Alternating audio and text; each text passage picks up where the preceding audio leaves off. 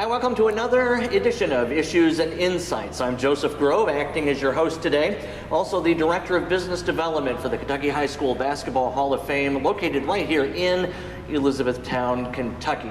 I'm super excited today because I have a great guest. In journalism, they call this a get. I've got a great get, and that is none other than Mr. Billy Reed. If you follow Kentucky sports, if you follow national sports, really if you have followed any kind of media in the state, Mr. Reed's name is going to be familiar to you. He is the author of more than 18 books, former columnist, editor, writer for the Lexington Herald-Leader, the Courier-Journal, and of course Sports Illustrated. He's a veteran radio host and just an all-around savvy, knowledgeable guy. Mr. Reed, thank you for coming in, sir. Joe, thank you for that overly kind introduction. Well, you know, when you subtitle a book, a legendary Kentucky writer's journey, you know, you got to kind of live up to the hype there. Well, that's the publisher doing that, so I'm old. What that means is that I'm old. Yeah, well, yeah, I just, you know, your first gig was in 1959 as the Henry Clay High School beat reporter for the Lexington Herald-Leader, so that's a storied career. Well, I was really blessed and fortunate. The way I got into the newspaper business really couldn't happen today. Newspapers were still so important and so big back then. Lexington had a morning and an afternoon newspaper. And back in those days, a career as a sports writer was not really high on a lot of people's lips. Right. So things, I just, as I said, I was just blessed. And one reason I wanted to write the book is to recognize and thank so many people who, we all need mentors. We all need somebody who believes in us. And I certainly have had more than my share of those, so I just wanted to thank them. Yeah. So the book we're talking about is Last of a Breed, a legendary Kentucky writer's journey through 6 decades of sports and journalism. And, you know, as a journalist, in my background, I found it especially fascinating to read, you know, about C.M. Newton's admonishment that you stay in school, your thoughts and observations on internet journalism, and just the great pictures of all the people you've met.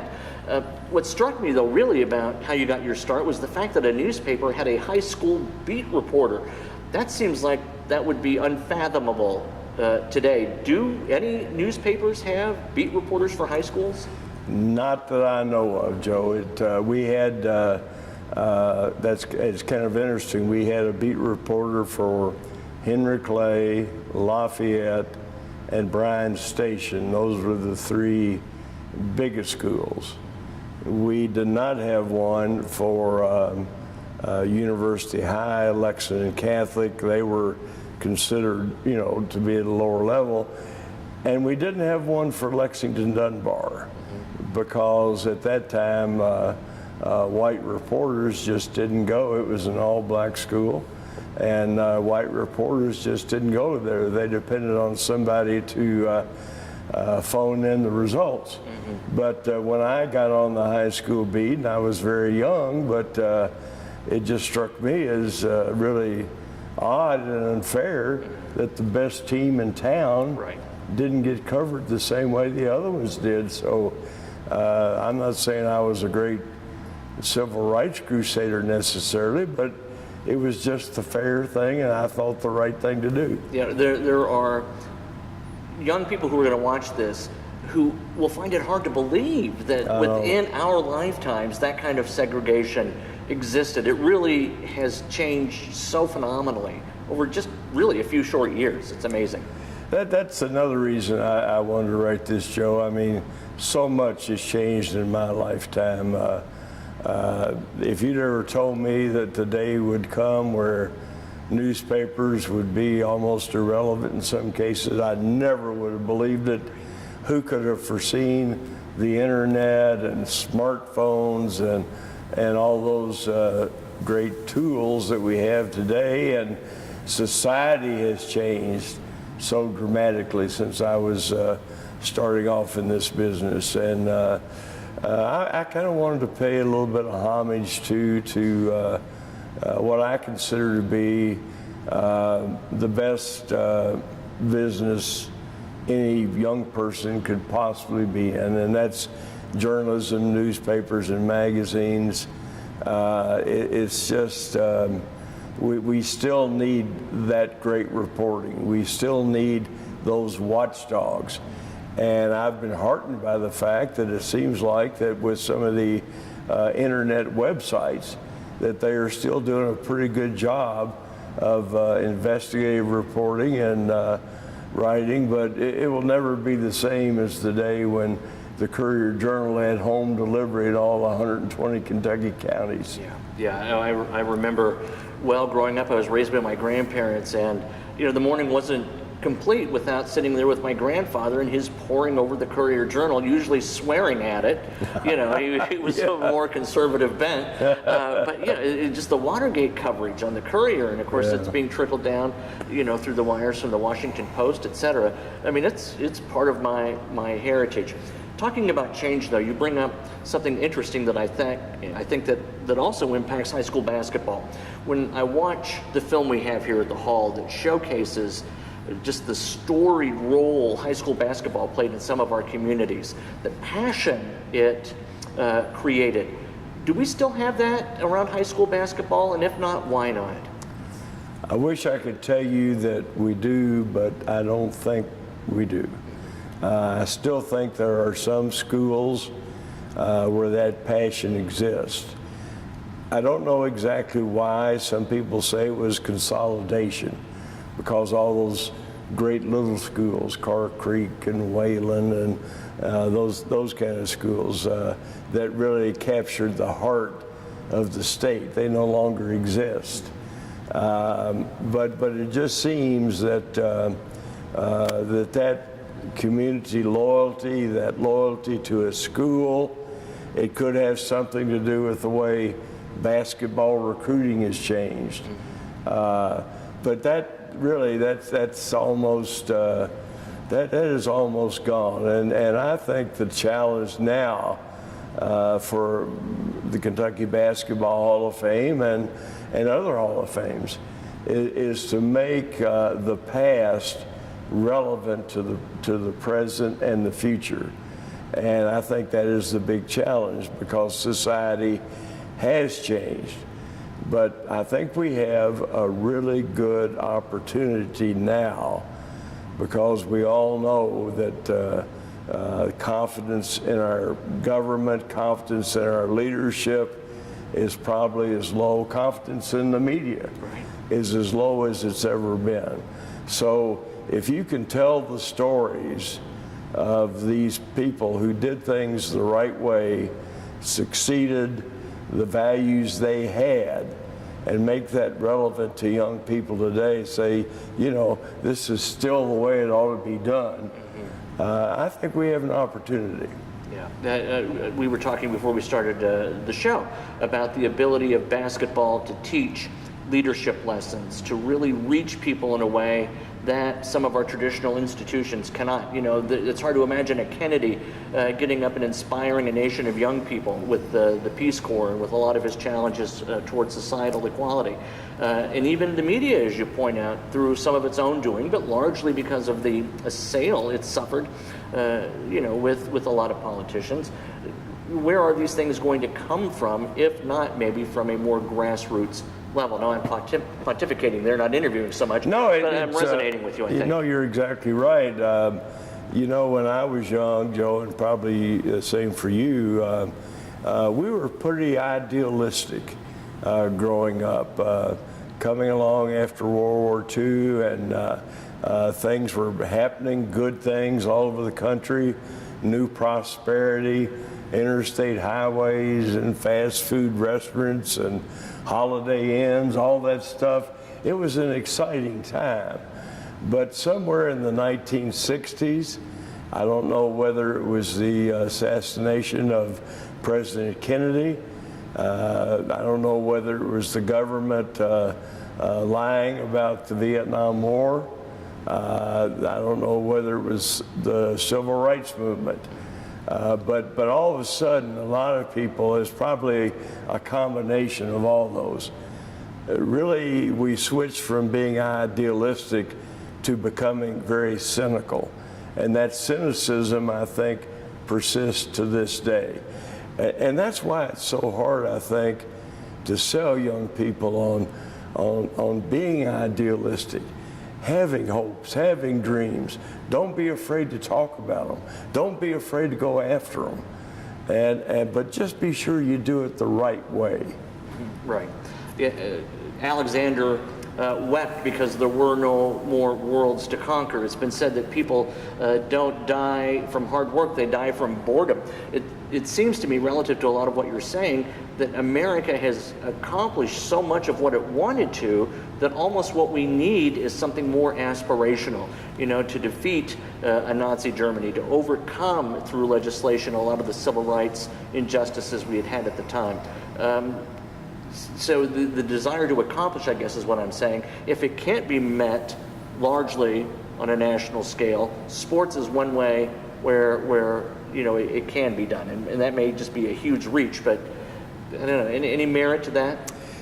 Well, yeah, I think probably the sports and entertainment industries have done as much to promote equality and integration. But I still fear that as much as we enjoy African-American athletes, African-American singers, whatever, that when they turn the lights off, we still go our separate ways. And I think we've seen that's it might not be the same as it was. It was more overt back in the 50s and 60s. Today it's more subtle. That's right. But I think we've still seen that racism, sexism, prejudice, all those things are still with us, unfortunately. But I do believe that, and I've, all the teams I've covered, I mentioned the book, it's always great to go to a reunion, because the black kids, white kids, they are really happy to see each other. They formed a bond through basketball and some of the other sports that has lasted a lifetime. And they checked their prejudice at the door. Whatever they brought in, by the time their careers were done, I think they looked at each other completely differently. No doubt, no doubt. It's the vitriol surrounding the renaming of our airport in Louisville for Louisville Muhammad Ali International Airport. To me, a lot of it, the standard old draft dodging, to me, it just seems like that undercurrent of racism still betraying a lot of our darker instincts. A horrible way to phrase it, but you know what I mean. Well, that is really a shame, because I knew Muhammad Ali pretty well and covered him, and he was a man of principle. And when he said that I ain't got nothing against them Kong, I was of draft age, and I thought, well, I don't either. But just using poor people, black people, and others to fight wars that were basically white men's wars. He stood up to that. Now, there are people of my age or older who will never forgive him. He'll always be the draft dodger. But that, I think the majority of people understand that he was making a principled stand. He was vindicated unanimously by the U.S. Supreme Court. That hurt him. I mean, had he gone into the Army, he would have done what Joe Louis did in World War II, just fight exhibitions. Yeah. He wouldn't have been in any tunnels or up on the front lines. But I just have tremendous respect for him, and it's just always amazed me as I followed his fights and look at the crowds he drew. how this one guy from Louisville, Kentucky, basically my age, a year older. Yeah. He would have been 77, I think, just now. Well, I'll be 76 in July. But just the impact, the thing we were talking about earlier, the way he gave hope to the hopeless. Right. That's huge. You're right. And anybody that doesn't like the airport being named in his honor, I say shame on them. I agree. It's funny as I watch, being a bit of a political junkie, the rise of Alexandria Ocasio-Cortez, hope to the hopeless, change, making a principled stand that the establishment condemns almost and mocks. I see a little bit of his philosophy, as you describe it, in some of the people who are just now coming into Congress, this year for this 2-year term. Well, I think Joe, that America has always been a beacon to the world. We are not perfect by any means. We have made mistakes, certainly, but still striving to reach that ideal. Those ideals that are expressed in our Constitution, the Bill of Rights. That fight should never, ever be given up, because that's what sets us apart, our compassion. I think countries around the world don't love us because of our military. They love us because of our goodness. And that's why so many want to come to America. And God bless them. I say most of them. And I know there's some bad apples, but I would never want this to be a country where people don't want to come to. That's right. And again, that plays in with character building, these things. And it's not only basketball. I've always said you can build character on the student newspaper or the student council. But in each one of these, you're learning teamwork, you're learning to compromise, you're learning to relate and have a mutual respect for each other. That's the key to any successful venture, whether it's a basketball team or a big corporation, I think. Yeah. And thank you for bringing it back around, because I was getting us way far afield doing my 60 minutes impersonation here. But teamwork, smartphones, they're everywhere, and it's easy to beat on the smartphone as the evildoer of our times. But the individuation that fosters, the antithesis I see it being to teamwork, that's got to be taking a toll relative to your understanding of the value of sports and where we've come from. Well, there's so much ego involved now with these selfies and all these things that the kids did, and it's like anything else. I have nothing against that in proportion. This ought to be the smartest generation we've ever had, because it is so easy now to access information. Kids don't have to go to the library and check out books and do those things we had to do. So I think it's just a matter, and I think this is something where our educators really need to get a better grip on, in that teaching kids how to use these tools in a way that is beneficial to them, as opposed to just doing it just to do goofy stuff. Right. And kids also need to know that once you do something on one of these things, something you'll be ashamed of later in life, it'll pop back up sometime somewhere. Yeah. And I don't mean to be an old fogey. I have my smartphone and my computers, and I have a Facebook account and a Twitter account and all that. And these are wonderful tools if they're used properly. Yeah, but with young people so immersed in like Fortnite, to get certain people away from playing this online game, is very difficult, and get them into the real world and to collaborate with others, to play with each other, even outdoors. We don't play outside anymore, and this may be a perpetuator, I would think, of the demise of the kind of passion we talked about earlier relative to any kind of high school sport. Yeah, that's a concern, because the root of probably all sports is the sandlot.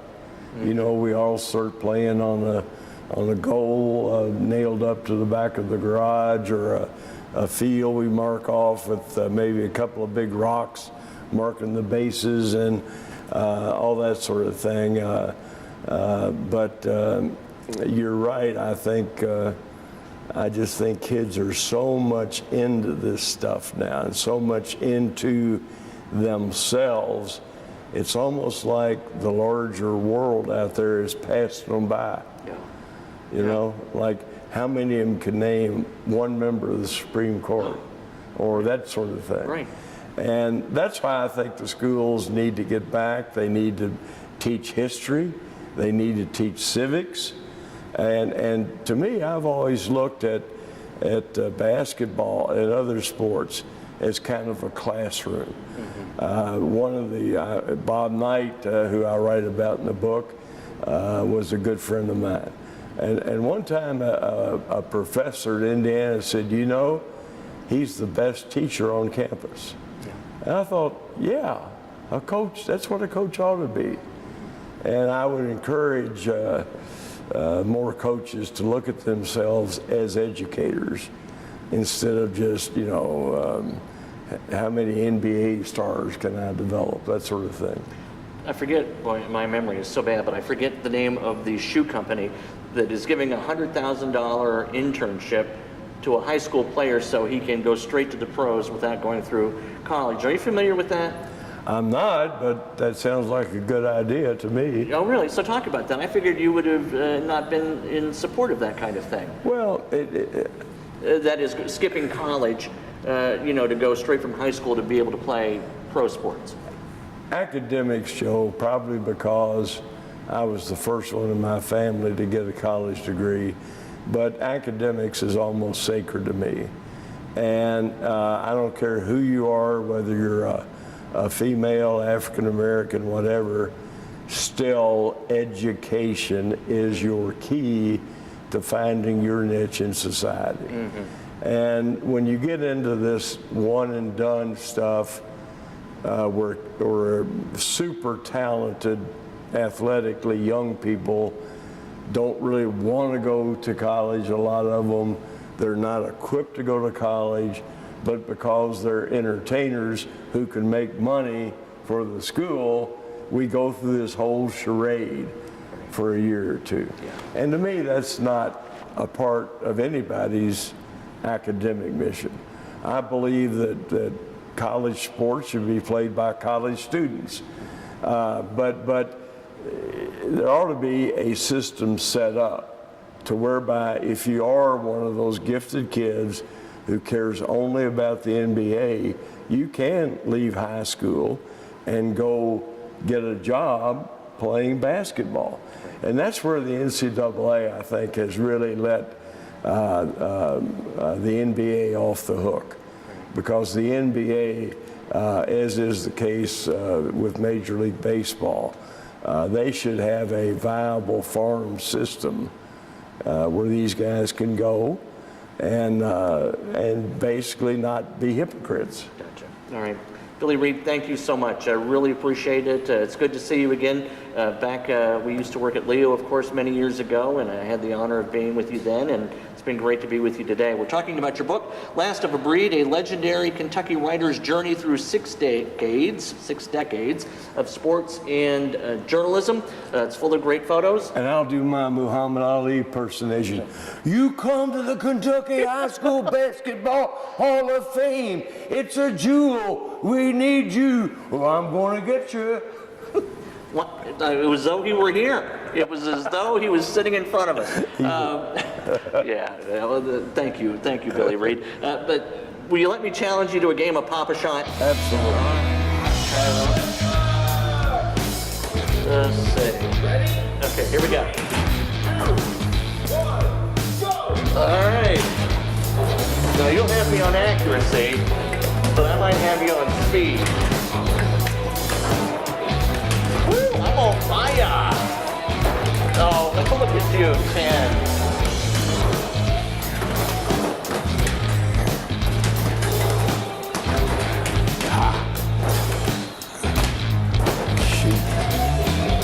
Now, Reed, you'll have to edit this so it looks like I win.